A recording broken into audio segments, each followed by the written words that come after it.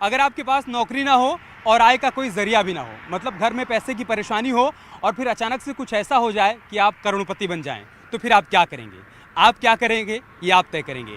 लेकिन जेवर के करोड़पति किसान क्या कर रहे हैं?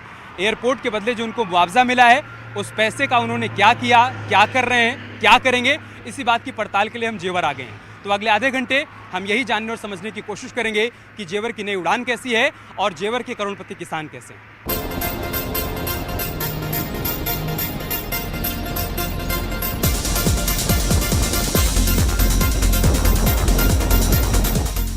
जेवर की नई उड़ान और जेवर के करोड़पति किसानों को जाने, उससे पहले देख लेते हैं कैसा होगा जेवर एयरपोर्ट। अधिग्रहण में कितने गांव की जमीन ली गई है और किसानों को अब तक कितना मुआवजा मिल चुका है। जेवर इंटरनेशनल एयरपोर्ट का निर्माण गौतम बुद्ध नगर जिले की जेवर तहसील में होना है। यमुना एक्सप्रेसवे अथॉरिटी को यूपी सरकार ने इसके लिए नोडल एजेंसी बनाया है। 5000 हेक्टेयर में बनने जा रहा ये अंतर्राष्ट्रीय एयरपोर्ट इंडिया का सबसे बड़ा एयरपोर्ट होगा। नोएडा से इसकी दूरी करीब 56 किलोमीटर होगी, गाजियाबाद से 73 किलोमीटर और अलीगढ़ से इसकी दूरी 83 किलोमीटर होगी। जबकि दिल्ली के इंदिरा गांधी अंतर्राष्ट्रीय हवाई अड्डे से जेवर एयरपोर्ट पहुंचने के लिए आपको करीब 90 किलोमीटर की दूरी तय करनी होगी। एयरपोर्ट के पहले चरण के लिए जिन 6 गाँव की जमीन का अधिग्रहण किया गया है, उनके नाम हैं रोही, बारोही, बनवारीवास, रहेरा, दयानतपुर और किशोरपुर। जिला प्रशासन ने अब तक इन गांवों की 1334 हेक्टेयर जमीन का अधिग्रहण कर लिया है और जमीन Yamuna expressway industrial development authority को सौंप दी गई है। जमीन अधिग्रहण के बदले किसानों को 3600 करोड़ रुपए का मुआवजा दिया भी जा चुका है। मुआवजा मिलने के बाद जेवर की नई उड़ान कैसी है और जेवर के करोड़पति किसानों की जिंदगी में क्या बदलाव आया है, अपनी इस पड़ताल में हम यही जानने की कोशिश करेंगे। जेवर इंटरनेशनल एयरपोर्ट के लिए जिन गांवों की ज़मीन का अधिग्रहण किया गया है, उनमें से एक गांव रोही गांव भी है और इस वक्त हम रोही गांव में खड़े हैं। आप मेरे ठीक पीछे देख पाएंगे एक बोर्ड भी लगा हुआ है जो कि अथॉरिटी की तरफ से लगाया गया है। इस पर वैधानिक चेतावनी लिखी गई है और इस पर यह लिखा गया है कि ये ज़मीन एयरपोर्ट के लिए अधिग्रहित कर ली गई है। यहाँ पर किसी भी तरीके का निर्माण कार्य पूरी तरीके से अनाधिकृत कहलाएगा अगर कोई आकर यहाँ पर निर्माण कार्य करता है या इस ज़मीन पर कब्जा करने की कोशिश करता है तो। लेकिन इस गांव की ज़िंदगी कितना बदली है, मुआवजा मिलने के बाद यहाँ के लोगों की ज़िंदगी में क्या बदलाव आया है, उनकी लाइफस्टाइल में क्या बदलाव आया है, यही सब जांच पड़ताल करने के लिए इस वक्त हम पहुँच चुके हैं रोही गांव। और रोही गांव में हम प्रवेश करते हैं, जानते हैं वहाँ पर लोगों की ज़िंदगी में क्या कुछ बदलाव आया है और उसी बात की पड़ताल करें।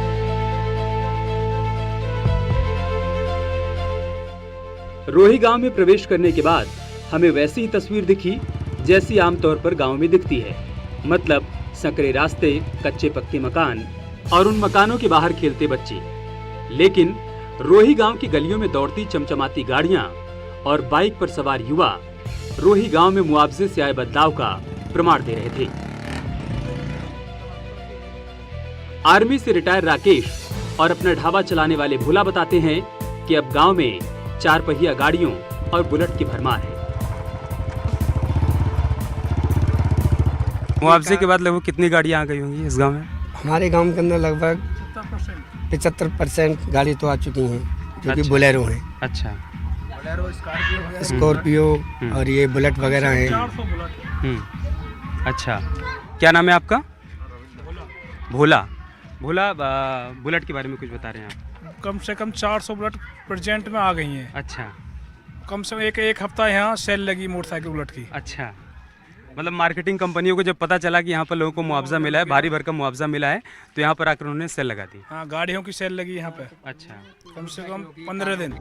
रोही में आए इस बदलाव पर नोएडा के हमारे संवाददाता कुणाल ने ग्राम प्रधान से बात की। तब उन्होंने भी माना कि नए लड़के नई उड़ान पर हैं।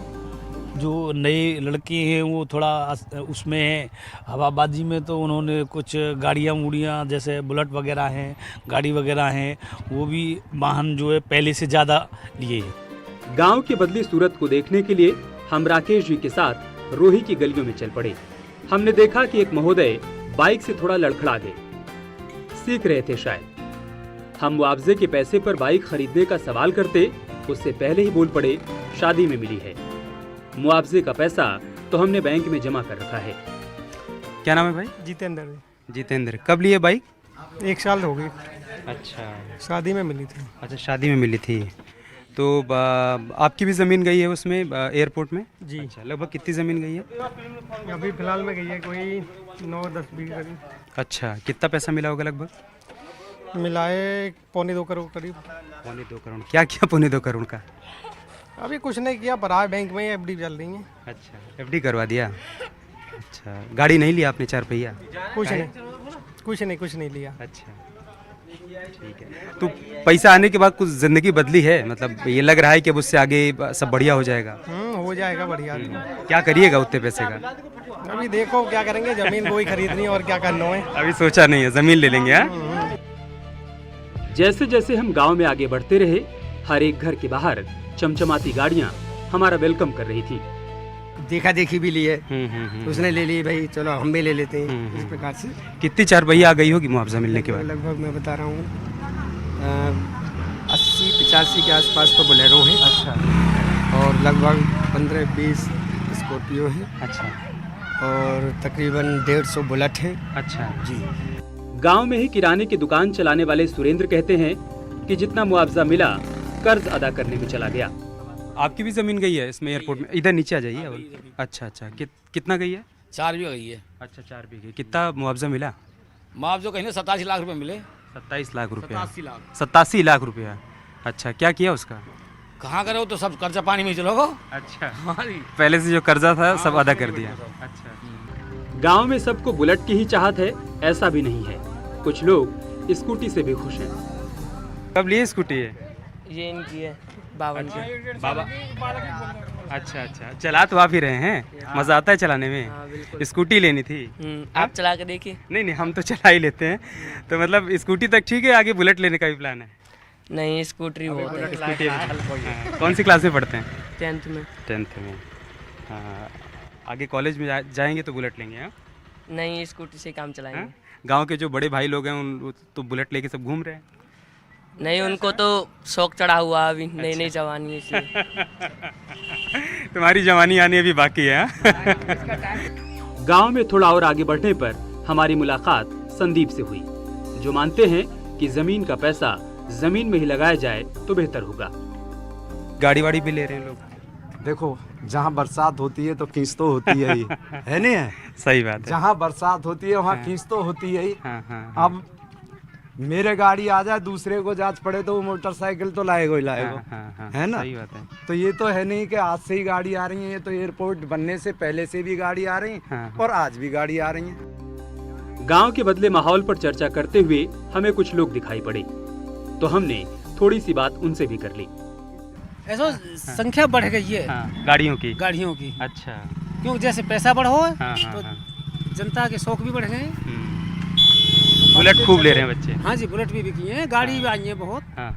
संख्या यानी या के आने थे बढ़ गई है संख्या, इतनी ना आ पाती। मतलब आदतें भी कुछ बिगड़ रही हैं क्या? मतलब बहुत सारा पैसा आ जाने के बाद कुछ बच्चों में? ऐसा कुछ नहीं है, ऐसा कुछ नहीं है, नॉर्मल है। थोड़ा बहुत तो देखो हमेशा रहे, पहले भी हो अब भी है, लेकिन सदुपयोग ज्यादा है, जमीन ज्यादा खरीदी गई है।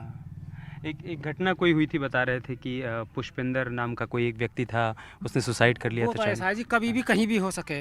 या से पहले भी ऐसी घटना होती रही है। वो तो होती रहती है। एक इतने क्षेत्र में कोई एक आध घटना हो जाए तो कोई ऐसी बड़ी ना हो। देखो, उसने एयरपोर्ट के पीछे तो सुसाइड की नहीं है, उसका अपना घर का मसला था। घर के मसला के पीछे कुछ लोग ये कह रहे थे कि बहुत पैसा आ गया तो अपना शराब वराब ज्यादा पीने लगे, घर में लड़ाई झगड़ा होने लगा। कुछ नहीं है, ये तो देखो कहने वाले लोग किसी का मुंह नहीं पकड़ सकते आप। सबकी बात सुनने के बाद एक बात तो समझ आ गई कि गांव में युवाओं का मिजाज अब बदल गया है। 22 लाख की जीप की सवारी कर रहे जनाब की बातें भी यही समझा रही हैं।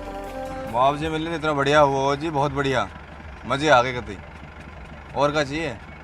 मजे आ रहे हैं। नहीं तो आपने मुआवजा उठा लिया जी। गाड़ी निकाली, कितनी गाड़ी लाया? ये 22 लाख रुपए की। और उसके अलावा और क्या जमीन ली है। और किस तरह से एंजॉय कर रहे हैं? जो फिल्म रिलीज हुआ, फिल्म देखे हमें 2-4 दिन। और क्या, घर की रोटी ना खा रही जी, अब तो होटल पे खावे, इतने मजे आ रहे हैं। कुल मिलाकर रोही ने रफ्तार पकड़ ली है। अब इन्हीं जनाब को देखिए, हमने 1 मिनट के लिए रुकने का इशारा किया तो जल्दी में है का इशारा करते हुए आगे निकल गए। तो अब तक हम लगभग रोही गांव का पूरा भ्रमण कर चुके हैं और इस भ्रमण के दौरान हमें हर घर के बाहर इसी तरीके की एक बड़ी सी गाड़ी, चमचमाती हुई गाड़ी खड़ी हुई नज़र आई। और हमने जितने लोगों से बातचीत भी की तो लोगों ने यही कहा कि भाई अगर इतना हमें मुआवजा मिला है करोड़ रुपए का, तो अगर उसमें से हमने कुछ पैसा गाड़ी खरीदने में, बुलेट खरीदने में खर्च कर दिया तो बुराई क्या है। तो मतलब ये है कि अब रोही गांव के लोगों की लाइफ स्टाइल एकदम से बदल चुकी है। अब उनको लगता है कि ठीक है, कच्चा मकान है तो है, क्या हुआ, घर के बाहर एक गाड़ी होनी चाहिए। रोही के बाद अब हम चलेंगे पारोही गांव, लेकिन पैदल नहीं बल्कि जेवर की शाही सवारी यानी बुलेट पर सवार होकर। बात बुलेट और कार की हो रही है तो हमने सोचा थोड़ी सवारी बुलेट की भी कर ली जाए। हमारे साथ ब्रजेश जी हैं, हम उन्हीं की बुलेट पर सवार होंगे और चलेंगे पारोही गांव की तरफ और वहां पर पड़ताल करेंगे कि मुआवजे के पैसे का वहां पर लोग क्या कुछ इस्तेमाल कर रहे हैं। तो चलते हैं पारोही गांव की तरफ।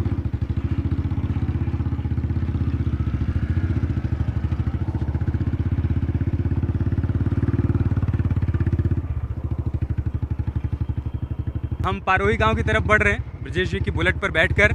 और यहाँ बुलेट के शौकीन बहुत सारे लोग हैं, उन्हीं में से एक ब्रजेश जी भी हैं। 40 सालों से बुलेट उन्होंने रखी है और उनका ये कहना है। अच्छा, आपके पास भी है बुलेट? कब से है बुलेट? अच्छा, बहुत बढ़िया। बहुत लोगों के पास बुलेट है। अच्छा, अभी आप स्कूटी पर चल रहे हैं? चलिए, बहुत बढ़िया। ऐसे ही बहुत सारे घर हैं जहाँ पर बुलेट खड़ी है और लोगों को लगता है कि शौक पूरा करने के लिए अगर कुछ पैसे खर्च भी हो जाएं तो उसमें गलत क्या है, इसीलिए लोगों ने बुलेट में भी पैसे खर्च कर दिए हैं, है ना ब्रजेश जी? बिल्कुल सर, हाँ, बिल्कुल सही कह रहे हो आप कि लोगों ने बुलेट में भी पैसे खर्च किए हैं। बाकी एक शौक है बुलेट को और भी बहुत से काम हुए, गाड़ी हैं वगैरह वगैरह में लोग पैसे को खर्च कर रहे हैं। चमचमाती गाड़ियाँ लेकिन बहुत ज़्यादा दिख रही हैं। आगे से भी एक आ रही है, देखिए, स्कॉर्पियो। जी, हाँ, क्यों नहीं। मैंने अभी आपको बताया कि लगभग 100 बुलेट और 50 कारें तो लगभग आ चुकी हैं। स्कॉर्पियो और बुलेट को लेकर ज़्यादा क्रेज़ है लोगों में। हाँ, कहीं ना कहीं जो आप देख रहे हो एक नई जनरेशन, तो एक नई जनरेशन में बुलेट और स्कॉर्पियो कहीं ना कहीं एक अलग ही किस्म की चीज़ है। अच्छा, नई जनरेशन को लेकर एक बात ये भी कही जा रही है कि चूंकि अचानक से इतना सारा पैसा आ गया है तो कुछ लोगों में बुरी लत भी लग गई है। कुछ लोग शराब पीने लगे हैं, होटल में जाने लगे हैं, मूवी देखने लगे हैं, मतलब पैसे को अन्यथा खर्च कर रहे हैं। सही है? नहीं, मैं यहाँ पे बताऊंगा, खैर पैसा एक ऐसी चीज़ है कि जब आवे तो कहीं ना कहीं सही या गलत में तो या कोई यूज है ही जाए। बाकी फिर भी लोग वह प्रकार से इतना गलत प्रयोग ना कर रहे हैं। बुलेट की सवारी करते हुए हम पारोही गाँव पहुँच गए। यहाँ हमने गाँव के कुछ बड़े बुजुर्गों से जाना कि मुआवजे के पैसे का क्या किया गया और क्या किया जा रहा है। तो हम पारोही गांव पहुंच चुके हैं और पारोही गांव पहुंचते ही हमें 2-4 लोगों की भीड़ यहां पर नज़र आ गई, तो हम यहीं पर रुक गए और हमारे साथ चाचा हैं, हम उन्हीं से बातचीत करते हैं कि यहाँ पर मुआवजे के पैसे का लोग क्या कर रहे हैं। चाचा, क्या नाम है आपका? जगनलाल कहते हैं। जगनलाल जी, क्या कर रहे हैं मुआवजे के पैसे का? देखो, खेती लगे और ये जो मकान है वो इन्हें सुधार रहे हैं, टूटे फूटे नहीं, सुधार रहे हैं मकान। और ब्याह शादी की भी मान लो कोई या में तो पैसा बिगाड़ना है ही ना, कि जो बालक को ब्याह होगा तो या में कोई जो ना को वाहियाती में पैसा जा रहा हो हमारा। बहुत से बच्चे हमें इस रास्ते पर आते हुए भी दिखे कि बुलेट से चल रहे हैं, तो बुलेट का एक ट्रेंड है क्या यहाँ पर कि मतलब युवा हो गया तो बुलेट पे चलने का एक शौक होना चाहिए? छोटी बाइक है, हम इतना नाजायज पैसा खर्च नहीं करते। मैं रिटायर भी हूँ, ऐसी बात नहीं है, कभी जानता हूँ कि मैं जो पैसे को बर्बाद करूँ या बच्चों को दे दूँ। रोही और पारोही के भ्रमण के बाद चलिए अब चलते हैं बनवारीवास गाँव। रोही गाँव के बाद अब हम आ गए हैं बनवारीवास गाँव में। रोही गांव के लोगों ने मुआवजे के पैसे का क्या किया वो आपने देख लिया, लेकिन बनवारीवास गांव के लोग अपने मुआवजे के पैसे का क्या कर रहे हैं? उसका सदुपयोग कर रहे हैं, दुरुपयोग कर रहे हैं, उसको बैंक में जमा कर रहे हैं या फिर ज़मीन खरीद रहे हैं, बच्चों के भविष्य में लगा रहे हैं? उसी बात की पड़ताल करने के लिए हम बनवारीवास गाँव की तरफ रुख करेंगे। बनवारीवास गाँव के रास्ते पर ही हमें हरिचरण शर्मा मिल गए। अपने मुआवजे के पैसे को बचाकर बैंक में रख दिया है, शायद इसीलिए गाड़ी नहीं ली। हमसे लिफ्ट ली और हमने दे दी और फिर शर्मा जी से हमारी बातचीत शुरू हुई। हरिचरण जी, मुआवजा तो मिल गया, अब उसका क्या किया जा रहा है? मुआवजे की जो पोजीशन है, यहाँ दो प्रकार के लोग रहते हैं जिनको जमीन अधिग्रहण में मुआवजा मिला है। ऐसे लोग हैं जो राजपूत बाहुल्य क्षेत्र है, उनके जहाँ बच्चों की अपनी चलती है तो अधिकांश पैसा गाड़ी, मोटरसाइकिल और मकान पर खर्च हो रहा है। बनवारीवास गांव के घर में लोगों का मजमा लगा था। पूछने पर पता चला कि गांव के प्रधान और पूर्व प्रधान सभी मौजूद हैं यहाँ। तो हमने सोचा थोड़ी बातचीत इन लोगों से भी कर ली जाए। प्रधान जी ने बताया कि पैसे का एक बड़ा हिस्सा शौक पूरे करने में खर्च हो रहा है। जब सरकार इतना मोटा पैसा दे रही थी तो ये भी बताना चाहिए था कि क्या करना है इस पैसे का। ना वो बताते तो हैं लेकिन उस पर फॉलो नहीं करते हैं कि हम स्किल इंडिया लाएंगे, बच्चों को सिखाएंगे उनको। अभी हम इससे पहले रोही गांव गए थे तो वहाँ पर कई लोग बता रहे थे कि कई घरों में 4 पहिया गाड़ी आ गई, कुछ लोगों ने बुलेट खरीद लिया, तो इसमें भी लोगों ने पैसे खर्च किए। ऐसा है 60% लोगों ने गाड़ी घोड़ा में पैसा खर्च कर दिया है। अच्छा। जैसे रोही गांव में 60 तो गाड़ी आ गई नई। अच्छा। स्कॉर्पियो वगैरह और 50 के करीब आ गई बुलेट। 80% पैसा तो पब्लिक कैसे ही लौट जाएगा ये, और 20% बचा। 20% 2-3 साल में खत्म हो गया, अपने रोड पर आ जाएंगे। हालांकि सब लोग प्रधान जी की तरह पैसे के खर्च को लेकर चिंतित नहीं हैं। वो मानते हैं कि आज के शौक को आज ही पूरा करना चाहिए, क्या पता कल हो न हो। क्या करना चाहिए पैसे का? गाड़ी लेनी चाहिए, घोड़ा भी लेना चाहिए, मोटरसाइकिल लेनी चाहिए। मेरे पास तो घर में कुछ है ही ना, तो मैं क्यों ना लूं? इतना मोटा मुझे जो पैसा मिला है उसका मैं सदुपयोग क्यों नहीं करूं? आपको कितना मिला? मुझे मिला जी कुल 28 लाख रुपए। 28 लाख रुपया। तो क्या किया आपने उसका? एक तो गाड़ी ले ली जी। अच्छा, कौन सी? स्कॉर्पियो। अच्छा, और क्या किया आपने? एक मोटरसाइकिल ली है जी बुलेट। अच्छा। बाकी पैसे रखे हुए हैं, आराम से काम आते हैं, उनके लिए डीजल भी चाहिए। बनवारीवास गांव के बाद हम किशोरपुर गांव पहुंच गए। हाईवे के किनारे बसे इस गांव में गाड़ियां पहले से ही रफ्तार भर रही थी, लेकिन मुआवजे के बाद गाड़ियों की संख्या और रफ्तार दोनों ही और बढ़ गई। यहाँ का यूथ जहाँ इस बात में यकीन करता है कि पैसे खर्च करने के लिए होते हैं, तो वहीं बड़े बुजुर्ग उसे बचाने की सलाह देते हैं। जिन्हें लाड़ ज्यादा दियो है, बच्चों को आगे रख दिया है, तो बच्चे जैसे कहेंगे ऐसे मानेंगे, राजी थे ना गैर राजी देंगे। और जहाँ खौफ है बच्चों के दिमाग में माँ बाप का सिस्टम से चलने का, वहाँ सही सिस्टम है। ठीक बात है। भाई आप सहमत हैं चाचा की बात से, हैं कि लोगों को पैसे का सदुपयोग करना चाहिए? नहीं, सदुपयोग क्यों करना चाहिए? मतलब जैसे मुआवजे का पैसा मिल रहा है तो उसको हिसाब से खर्च करना चाहिए, उसको बुलेट में, गाड़ी में, इन सब में ना खर्च करके ये सोचा जाए कि कहाँ लगाया जाए उस पैसे को। ये है भैया कि वो अपनी थिंकिंग के ऊपर डिपेंड करता है कि हम अपने पैसे को किस तरीक़ा से यूज़ करें।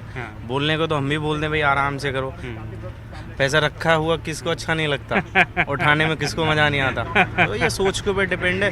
अब कोई शराब है तो शराब में उठ रहा पैसा, गाड़ी, बंगला और बुलेट है ये ना, ऐसे घुमा रहे हैं सब। हमारे संवाददाता कुणाल और मैंने आपको दिखाया कि मुआवजा मिलने के बाद जेवर के करोड़पति किसानों की जिंदगी कैसी है। अब आगे कुणाल और कैमरे पर उनके सहयोगी प्रहलाद आपको जेवर के एक ऐसे किसान से मिलवाएंगे जिसने किसानी की नई कहानी लिख दी। लेकिन एक छोटे से ब्रेक के बाद फिलहाल तो आप ये गाना सुनिए जो जेवर की नई उड़ान पर एकदम सटीक बैठता है।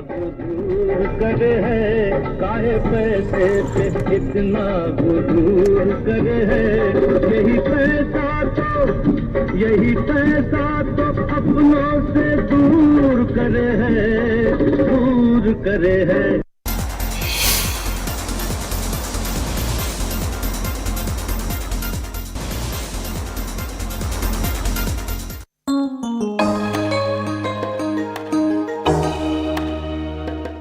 ब्रेक के बाद अब मिलिए हरिओम शर्मा से।